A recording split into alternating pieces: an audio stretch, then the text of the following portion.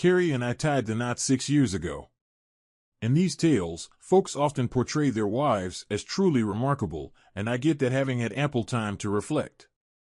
My wife Carrie was undeniably attractive, unquestionably exceptional. It's hard to put into words. I was attracted to her, for sure. We go way back, all the way to our teenage years. Interestingly, I'm a few years her senior. To me, she was always the young girl from down the street. However, something occurred when she was 14 that seemed to forge a connection between us. Right before heading off to college, I parted ways with my friends after a night at the pub. It wasn't too late, but darkness was settling in. As I opted for a shortcut through the local park, it turned out to be a fortunate choice. I stumbled upon young Carrie, facing trouble with a couple of boys around her age. Trouble might be an understatement, it was quite serious. If I hadn't arrived at that precise moment, who knows what could have transpired. According to her, I played the hero, swooping in just in time to rescue her. However, the truth was that when I confronted the two guys, they got scared and quickly left. In any case, I became something special to her. Throughout the rest of the summer, I observed her, not exactly trailing me, but certainly making an effort to be wherever I was. Naturally, my friends teased me since, at 18, I was deemed too old for her. Yet even then, I had to acknowledge she was a remarkably attractive young lady with, even at that age, a pair of incredibly well-shaped long legs. After that, I embarked on a 3-year steady period and hardly crossed paths with her until I returned after graduating, spending an extended summer there before heading off to my new job. By that time, she was 18 and I was almost 22, a somewhat different situation altogether. This aligned with the fact that she had blossomed into a beautiful young woman, making her ongoing affection for me quite understandable. We entered into a relationship, becoming a couple, strolling hand in hand in the park, and seizing every opportunity for kisses and cuddles. By then, I was no longer a Vestal, but she still was despite a few close calls. She maintained her purity. This isn't to say that I didn't explore the delightful softness of her body, but that was the extent of it. I wasn't overly concerned, as deep down I still saw myself as her protector. Carrie continued recounting the time I rescued her from a dire situation, and I'm pretty certain that summer strengthened her love for me. Honestly, I wasn't far behind in falling even more deeply for her, though it wasn't a mutual feeling at the time. Despite openly discussing alternative paths, we sadly went our separate ways. Carrie went to Leeds Metropolitan University, and I went to my inaugural job in Bristol. We were quite geographically distant. While she pledged fidelity, I took it with a grain of salt, having experienced the changes and temptations during my own 3 years as a student. I did visit her a few times, but during the last visit, it became evident she had another life to contend with, and we gradually drifted apart. That could have been the end of it, as I certainly didn't linger. I embraced a few years of revelry on the Bristol scene, exploring different relationships. However, my trajectory shifted, leading me back closer to home, where Carrie re-entered my life. By then, she had graduated and was already working. When her parents invited me over, I must admit the initial welcome from darling Carrie was a bit less warm than anticipated. However, that quickly changed. Indeed, she transformed herself, matured, and gained sophistication and worldly wisdom. Yes, she lost her purity, but not to me. Nonetheless, it wasn't a significant concern, and who was I to complain? Then one evening she confided to someone that I remained her special hero, and it felt like we were picking up where we had left off. I rekindled my connection with her, and this time we didn't stop there. We soon became involved in bed, and the more we shared our love, the deeper it grew. Marriage followed inevitably, as certain as morning follows night. 6 years later, we were still as deeply in love as ever. Carrie, at times a bit conservative, disapproved of various things, but never pushed her views too strongly, making it a non-issue. We were genuinely happy, and the future looked promising. My problem arose when my company decided to promote me, a situation I had no issue with, except that it meant relocating to the vibrant city of Leeds, where my loving wife had spent her university years. It was a choice between that and the Middle East, and since we wanted to start a family, Leeds seemed the more sensible option. Initially, there were no problems, at least not for the first couple of weeks, as we settled into a temporary rented flat. I knew I would miss watching Arsenal play football, and Leeds City wasn't about to replace them in my affections. After all, Billy Bremner and crew had long since retired. But overall, Leeds didn't seem like a bad place to be. For those unfamiliar, it's a lively city with a bustling nightlife. Then one evening, she suggested we take a tour of the city and visit some places she used to frequent as a student. We had drinks in a few student pubs, but even Carrie felt somewhat out of place. After 8 years since her Leeds mid-graduation, we dined at a restaurant where she once worked, but she found no familiar faces and the decor had changed. It was evident she felt a bit let down by the evening. It lacked the magic she had hoped for. It's strange how a place's transformation since your last visit can be so disappointing. The whole evening seemed destined for a poor ending. Finally, she declared that there was a little pub on the edge of town where she worked during her final year. It wasn't a student pub, so maybe some locals would still be around. It was still early evening as we walked hand in hand through the city center, resembling two lovers. We left the car behind until she led me down a couple of back alleys, and the nature of the buildings began to change, from bright city lights to shabby backstreet houses and crumbling workshops. I felt doubtful and asked Carrie if it was like this when she was here. She laughed, assuring me it hadn't changed. She had lived nearby in a cheap flat, shared with 3 other girls, one of whom worked at the same pub for some time. She pointed around a corner and mentioned that her joy was evident, making me grin. There, in front of us, was a dingy-looking pub I wouldn't have entered on my own. But with Carrie, it was different. Not that she dressed provocatively, that wasn't her style. Carrie epitomized elegance, from her neatly cut dark hair to her smart suits and formal high heels. That evening was an exception, with her in a slightly daring short skirt. I joked that maybe it was to recall her student days, but on second thought, perhaps she had some inkling of how the evening would unfold. Maybe not, though. No, I think if she had known, then she wouldn't have left our flat. The pub was called the Rose and Crown, with 2 typical big period-edged multicolored windows to the front that undoubtedly looked splendid in their time. I questioned hesitantly if she was sure this was it. She assured me that it wasn't so bad once you get inside. With that, she gave me a beautiful smile, the one I cherished since I knew her as a young girl, and pushed open the pub door. Little did I know then that I would never feel the same again about that smile. I followed her inside, and she was correct. The interior was old-fashioned, but quite tidy, featuring a long, dark wooden bar and a charming old mirror behind it.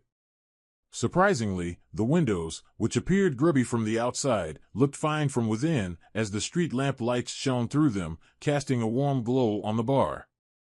Carrie stood there, finally enchanted, recognition evident on her face. She remarked that it hadn't changed a bit. I added that I shouldn't think it had changed much in 50 years, eliciting a giggle from her as she lovingly looked up at me. She pointed and exclaimed about something at the other end of the bar, releasing my hand and sliding across the wooden floor. She greeted the bartender with a, "Hi there, remember me?" The bartender turned around to look at her, appraising the pretty young woman in front of him. A smile broke across his face as he recognized her and exclaimed, "Carrie. Is that really you, Carrie?"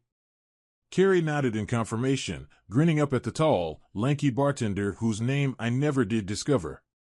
I couldn't help but grin myself, realizing that Carrie had finally found someone who remembered her, and the evening wasn't going to be a total waste after all. He expressed joy and rushed from behind the bar, embracing Carrie tightly and planting a full-on kiss on her lips.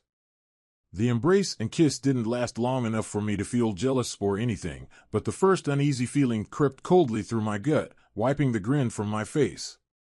They chatted animatedly about things unfamiliar to me, and I waited for an introduction. As they discussed people Carrie had known back then, I still waited in vain to be introduced. When another man entered the pub, the bartender called out to him, urging him to see who had turned up. He walked right by me, exclaiming, "Carrie," as soon as he spotted her. Again, I had to endure my wife being embraced and kissed by a man I'd never seen before. Once again, I waited in vain to be introduced.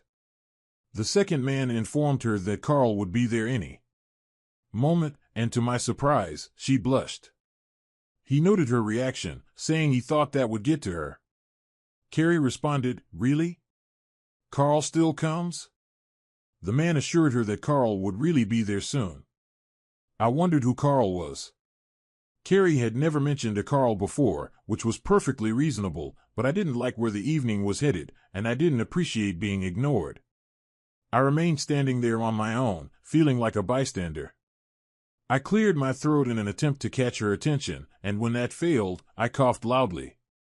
The bartender glanced at me, but Carrie continued to ignore me, engrossed in conversation with the other man. The bartender apologized, saying he would be with me in a minute. Unsure of what to do, I could have grabbed her arm or something, but she was so engrossed in reconnecting with old friends that I chose to bide my time. I walked up to the bar just behind them and leaned on the counter. The bartender finally tore himself away from my wife and asked, "Yes, mate, what can I get you?" I told him I'd like a pint of the best and whatever the lady wanted. The barman's smile vanished as I spoke. He snapped at me, seemingly oblivious to the fact that I was her husband or that she was even with me, saying he didn't think this young lady accepts drinks from just anyone. I retorted, my temper starting to rise, that I believed she would have a drink with me. The barman began to say, "Now look here, buddy, you can't come in here," but that's as far as he got as Carrie finally turned around. The raised voices finally caught her attention, and she intervened. She casually informed the other two that it was okay, and he was with her, hardly bothering to glance over at me. The barman fell silent but continued to scowl at me as he poured my beer. He demanded £2.20, pushing the glass across the counter toward me. I asked about the lady's drink, and the bartender brusquely informed me that it was on the house. He promptly asked her what she wanted and poured it without acknowledging me. I stood there, sipping my pint, puzzled about what was happening. My wife was engrossed in conversation with the others, laughing and giggling as they shared old stories and updates since she had left.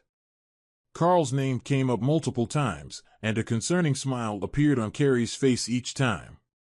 She continued to completely ignore me, and I was becoming quite upset by her strange behavior. I was about to step in between them to regain my wife's attention when the pub door opened, and two big guys walked in. One was punchy, and the other was West Indian.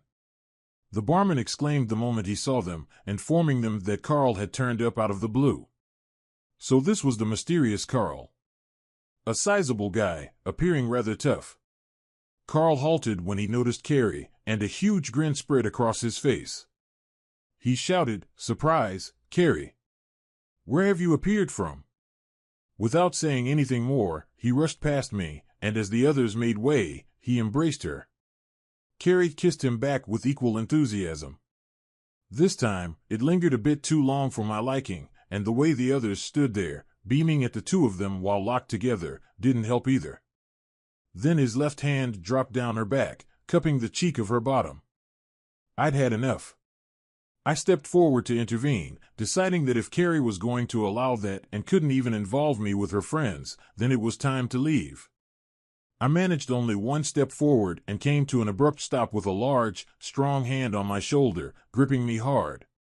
A deep voice from behind me, belonging to the guy, said, "Wouldn't if I were you, buddy," as I realized he had anticipated my move and stepped forward to prevent it. I angrily told him to get his hand off me, trying unsuccessfully to shake him off. All four guys turned toward me at that point, all squaring up, anticipating trouble. Carrie told them to leave me be before anything happened, saying I brought her there tonight and that I was fine and I wouldn't cause any problems. She said all this without even looking at me or acknowledging me in any way. Her head turned toward me for a moment, but our eyes never met. The big guy warned me to stay cool, a hint of threat in his voice. He released my shoulder but guided me away from the group, positioning his large frame between them and me. I couldn't believe what was happening. An icy lump started to form in my gut. Just 20 minutes earlier, I had strolled hand in hand with my beloved wife through the heart of Leeds city center, blissfully in love.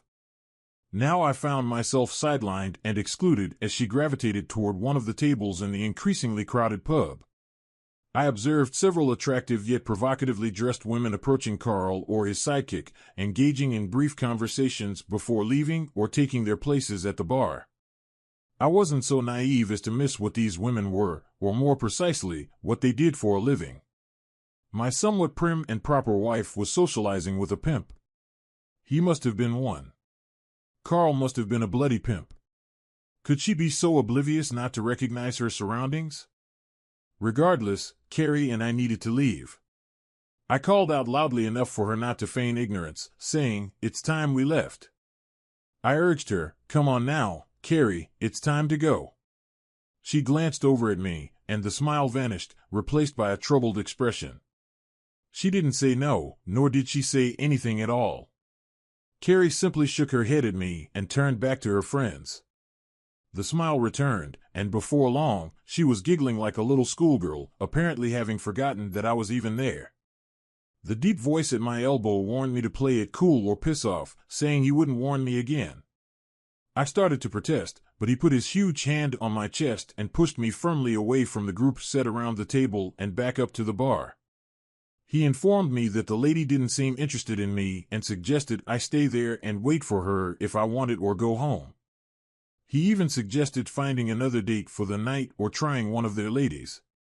Without waiting for me to say anything, he beckoned one of the women over, and she responded immediately, standing right beside me. He introduced her as Sally, telling me it would cost, but she would take care of me tonight. He advised me to piss off with her and forget about the little lady over there, as she and Carl had a lot to catch up on. He apologized if my day didn't go as expected tonight, stating, "That's life." He backed off and went back to the table, leaving me speechless with rage. The courtesan Sally warned me not to push my luck, cautioning that the pair of them should not be messed with. She suggested I let her go and find another girl for the night, mentioning that she is attractive enough. I looked at her with disbelief and hissed that the woman in question is not my girlfriend, but my wife. Sally, realizing her mistake, exclaimed and expressed concern, acknowledging that the situation was bad. Desiring to return to the table, I found Sally blocking my way. She advised me to hold on, stating that I really wouldn't want to do that. Frustrated, I demanded to know what I should do. Sally offered to talk to my wife for me, asking if she was genuinely my wife. The look on my face alone convinced her. Holding up the palm of her hand to ensure I didn't follow her, she slowly threaded her way through to the table where Carrie and the others were sitting. I observed as she bent down and whispered something in Carrie's ear. Carrie looked up in my direction for the first time since she'd entered the pub, her eyes meeting mine. There was almost a look of surprise as she looked over at me, as if she had genuinely just remembered my presence. She looked sheepishly away and then whispered something back to Sally. Sally conveyed to me that Carrie mentioned she would come over and see me shortly. Upon returning, I responded by expressing my impatience, stating that I wanted her to be here now, not in a minute. Sally cautioned me, saying, "Don't push your luck, mister," before walking away to approach another customer further down the bar. I stood there enraged, unable to divert my gaze from Carrie, noticing Carl's arms sliding across her shoulders, his fingers casually brushing against one of her chest balloons. She threw a few watery smiles my way, but I found myself counting the minutes, wondering at which point I would explode. After 5 minutes, she stood up and excused herself, not coming straight over to me. Instead, Carrie made her way to the toilets and disappeared through the door. I didn't know if she wanted me to follow or not, unsure of what to do. Before I could decide, she came out again, and glancing over toward Carl's group, approached me. I angrily demanded what she was playing at, insisting that we needed to leave immediately. When I reached for her arm, she pushed me away and backed off, instructing me not to cause a scene. She conveyed that I could go if I wanted, but she intended to stay there for a while. Carrie firmly informed me that she was staying to chat with her old friends. She suggested I could go and come back later for her or stay there and wait. I looked at her in disbelief, finding it hard to comprehend that the woman who had professed her love for me earlier that day was now telling me to leave. When I failed to respond, she continued, saying, "Better if you just go home, Terry. I'll get a taxi back later. We'll talk about this then." I cried out, expressing that I wasn't leaving her there. She responded resignedly, stating, "Just stay and watch then, Terry, if you must. You might not like what you see, but for your own sake, don't interfere." Despite my attempts to persuade her to leave with me, she resisted, suggesting it would be better if I left now. She assured me, "I'll see you later. Don't worry, sweetheart. Everything will be okay afterwards. I love you and will make it up to you, I promise." She said to just give her this one evening, assuring that everything would be like before, and attempted to move away. I seized her arm, astounded at her outrageous behavior. Before I knew it, I was flung back against the bar as the big guy knocked my arm away from my wife and me. I took a swing at him, but it seemed futile. He shoved me further along the bar and then pushed me to the ground, reminding me that he had warned me. A nasty grin adorned his face. He picked me up as if I were a featherweight and propelled me toward the door. Ted cried out not to hurt me, insisting that I hadn't done any real damage. I don't really know if her pleas had any effect on the outcome, but at least she tried. The next thing I knew, I was outside and doubling up as he punched me in the stomach and then reeling backward as he punched me in the chest. It felt as if I'd been punched by a train, and I fell flat on my back and waited for the smacking to continue. It didn't come. I lay there for a good while, wondering how the hell I had gotten there. I had a pain in my chest from where he had punched me and was fighting for my breath due to the blow to my middle. 2 punches, just 2 casual punches, and I had been reduced to a wreck, aching all over and still unable to stand up. Another 10 minutes passed, and I managed to pull myself up to my feet, shaking off the dust and grime from my clothes.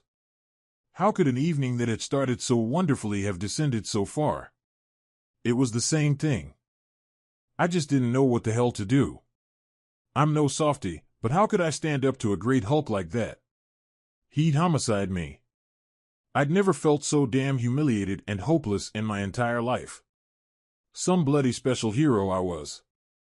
It wasn't as if I even knew anyone in Leeds. I didn't have a friend to call for help. I stood there and watched the slow stream of clients going in and out of the pub.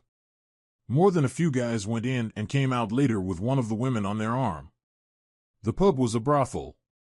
My wife of 6 years, who only that morning I had discussed having children with, was in a brothel. She'd taken me there and must have known. I fought back the tears and knew what I had to do. I couldn't walk away and leave her there like that. I didn't know what I was going to do with her, but I couldn't walk off and abandon her. If she didn't come home with me this time, then potentially our wonderful, perfect marriage was over. I guess more than an hour had passed before I managed to get myself ready to go back inside the pub. I didn't know what to expect. I certainly never expected what confronted me. I guess you might describe it as an impromptu striptease act. It was my wife and another girl. My wife had the last shred of clothes on her, and that was about to go off. A large group of guys surrounded the pair of them, grinning and laughing as Carrie's last clothes came off. I couldn't stand it. I charged forward, pushing my way through the other men and grabbed at Carrie. She looked around at me, a startled look on her face. All she managed to express was her distress, saying, "Oh no, Terry. Oh, for Christ's sake, no." I fared no better than the last time, and the lights started to go out for me as someone smashed me hard in the face. The last thing I remember seeing was Carl clutching my wife in his arms. I think she had a look of horror on her face as she watched me being dragged out of the pub. They weren't so easy on me the second time, and it was several hours later that I fully came to in the middle of a car park some distance from the pub. I hurt all over, but I guess they were experts, and though I was in pain, nothing seemed to be broken. It took me an hour to find my way back to our car and another before I managed to start it and drive back to our new rented flat. I fell asleep on the sofa, not knowing and by then beyond caring at what time Carrie would be home. The following morning, I woke up feeling worse than death. I had a very long, very hot shower, and at last, my body started to feel like it belonged to me again. I got slowly dressed, trying not to think of the previous evening, but I just couldn't stop. I didn't know if the pain in my body was as bad as the pain in my brain. Was my marriage over? I had no idea, but it seemed pretty likely. For the life of me, I couldn't understand what had happened. How could my loving wife, Carrie, have acted like that? I'd known her all those years, but quite obviously not as well as I thought. It was 11 o'clock in the morning, and where the hell was she? I was not going to chase back over. The phone had only been connected the day before, and unless it was a double-glazing salesman on a cold call, then the only person other than myself who had the number was my darling wife. I answered after picking it up. She greeted me quietly, asking if I was okay. I responded, questioning her understanding of the situation. She expressed remorse, stating her regrets for the previous night's events. She mentioned her mistake in returning to the pub and asked about my whereabouts. I demanded to know where she was but ignored her question about my well-being. She urgently claimed, "No, don't be stupid, Terry." The only one was. She left the sentence unfinished, realizing what she was about to say. Neither of us said anything for several minutes, though I could hear her sobbing on the other end of the line. She pleaded for understanding, expressing her desire for me to comprehend her actions. She asked to come home and wanted things to return to how they were. She promised to explain everything if given a chance. Desperately, I wanted to tell her to leave, but this had to be sorted out one way or the other. I stated that she should make her own way home or get one of her boyfriends to drive her back. "Oh, thank you, Terry," she whimpered. "I'll be back in half an hour at the most. It will all be okay. You'll see, everything will be okay." I slammed the phone down before she had time to say anything else. Damn it, bugger it. I loved her, but I hated her. What the hell was I going to say to her when she got back? Was I going to tell her to pack her bags, or would I take her in my arms? As it turned out, I didn't have to make that decision. Half an hour passed, then the full hour. The afternoon turned into evening, and still no sign of my errant wife. By 8 p.m., it was obvious she wasn't actually going to come home, not that night anyway, and for me, that meant possibly not any night in the future. As each hour had passed, I had gotten angrier and angrier, not shouting and screaming angry, but with cold, calculating fury that consumed me. I put a few things in the car and drove very carefully back to the city center, hoping that I could find the pub again that Carrie had taken me to the night before. After several mistakes, I eventually recognized a large factory and just down the road, the Rose and Crown pub. Parking the car just around the corner, I got out and walked towards the bar, outwardly confident but my heart pounding away inside. I had to admit I was nervous, even physically frightened after what they'd done to me the previous night. I hesitated by the front door, not knowing what to expect. I didn't even know for sure if Carrie was still in there. I pushed the door open and went in. The atmosphere resembled the previous night, populated by rough-looking characters and even rougher-looking women. I recognized several faces, and a couple of them appeared surprised to see me. If they weren't certain it was me from the night before, the black eye and bruises on my face would have given it away. The barman, upon spotting me, inquired, "Haven't you had enough, mate?" I demanded to know the whereabouts of my wife, expressing my frustration. At least he had the decency to appear surprised. He questioned the idea that Carrie was my wife, screwing his face up in confusion. I nodded to confirm. He reacted with disbelief, exclaiming, "Bloody hell, she told us you were just a date." The barman, recalling the events of the previous night, and perhaps more that occurred after I was thrown out, looked at me with sympathy. He sensed trouble, though he couldn't predict the nature of it. He just knew there was going to be an issue. He sloped his head to one side, indicating the far corner. When I looked over, there she was. Carrie sat on Carl's knee. Neither of them had noticed me enter, and I crossed over to them before they realized I was there. Carrie gasped in surprise and tried unsuccessfully to pull her blouse back over to cover her body. She needn't have bothered, as we'd all seen them before. Carl simply grinned at me, that sort of grin when you know you've got the better of someone. I remarked to Carrie about the seemingly extended half hour, inquiring if something had caused a delay. Initially, she responded with silence, her expression reflecting shock. Carl scornfully retorted, instructing me to leave and claiming he would send her home when he deemed fit. Carrie, finally finding her voice, whispered assurances to me, pleading, "Please, Terry, I'll definitely be back home later. I promise you." Carl laughed, kissed her, and taunted me.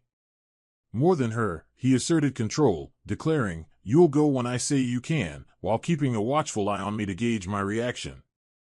I addressed Carrie, disregarding Carl's sneers. I conveyed to her that it was her last chance, emphasizing that the decision needed to be made at that moment. I had contemplated the situation extensively, and believed that even then, if she had chosen to come with me, prioritizing me over him, I would have attempted to work through the issues. Perhaps we could overcome what had happened. At that point, I wasn't entirely sure, but there was a possibility. She looked at me pitifully, indecision written all over her face. Her eyes, her lovely brown eyes, said it all. She knew how much she had hurt me, but instead of doing what she knew she should, she was calculating how much more she could get away with. How much further could she push me and still have me come back for more?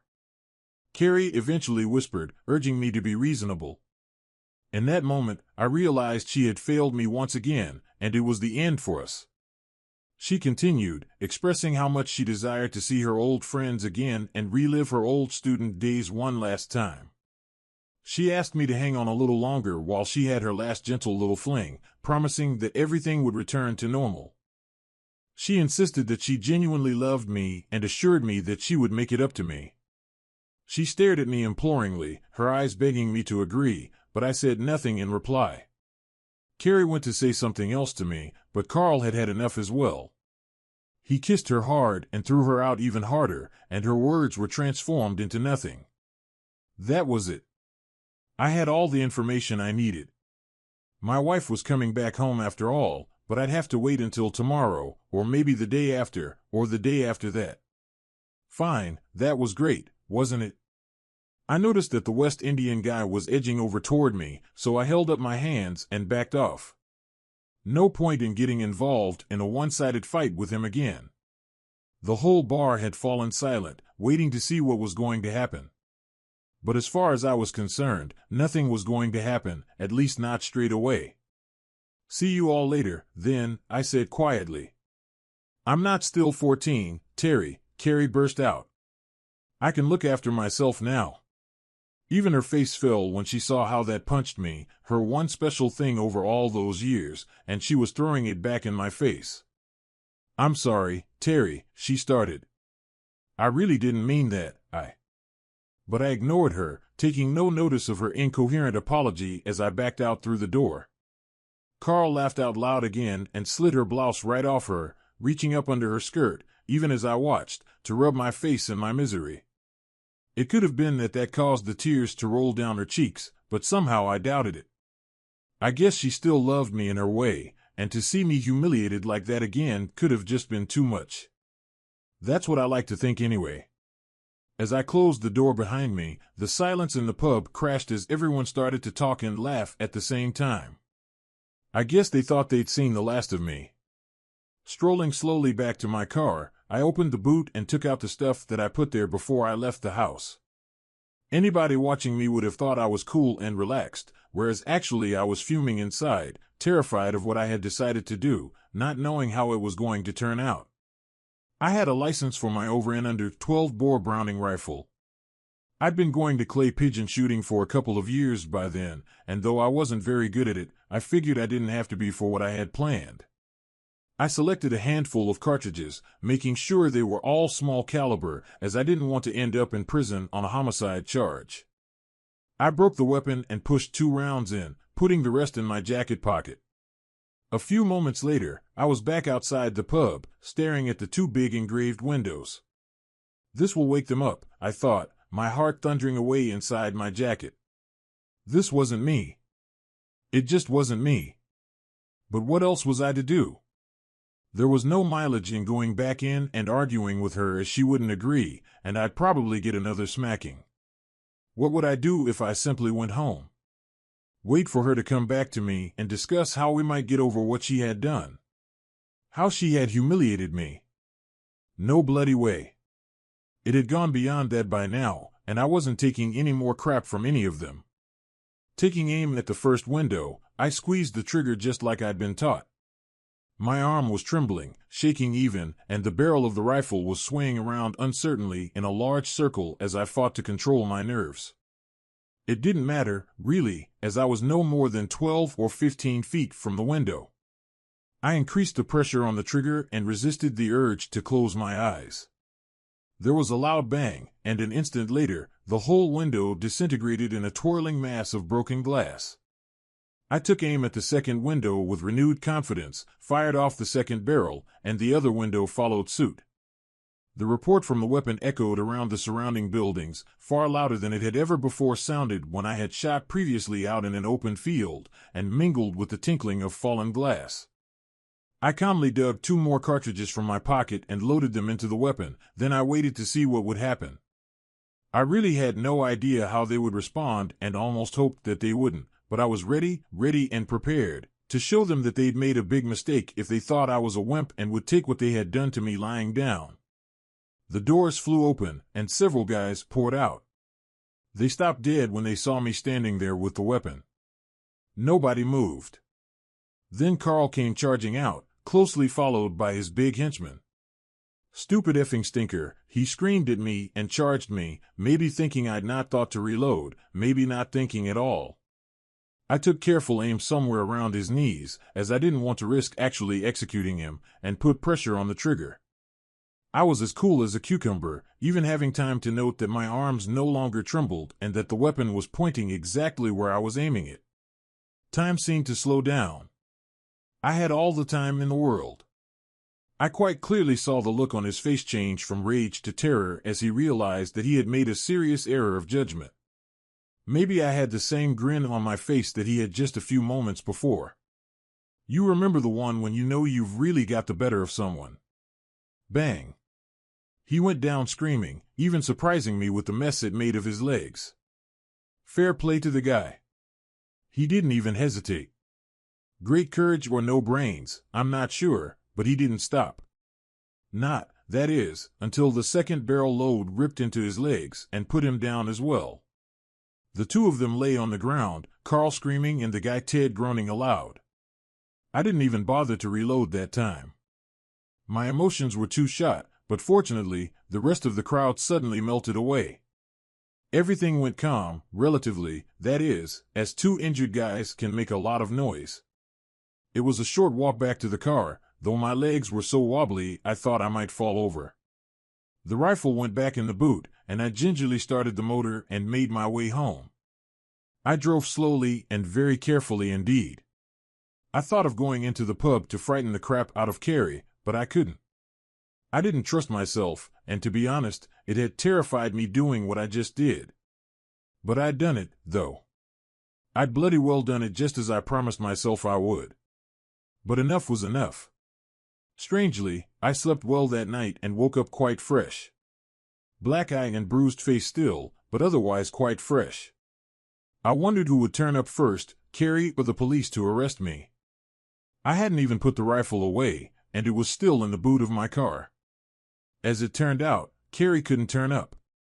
About 10 o'clock, I got a phone call asking me if I was the husband of Carrie Bellings. "Yes, I am," I replied, wondering what it was about. It was the police that morning. I had anticipated a visit from them, perhaps for my arrest. However, the call I received was about Carrie. They informed me that she was under arrest at the station and asked me to come and collect her. My genuine surprise prompted me to question the reason for her arrest. The reply was unsettling. She had been taken in for prostitution along with a group of other working girls after a shooting on the edge of town. In response, I expressed a realization, understanding the reasons behind her recent behavior and late-night returns. The police officer acknowledged my understanding, somberly expressing regret for the way I had found out, noting that such situations were not uncommon. Unfortunately, my comments seemed to contribute to her unfortunate fate. It turned out they initially considered her to be more upper class than the other women involved, and my refusal to collect her likely exacerbated the situation.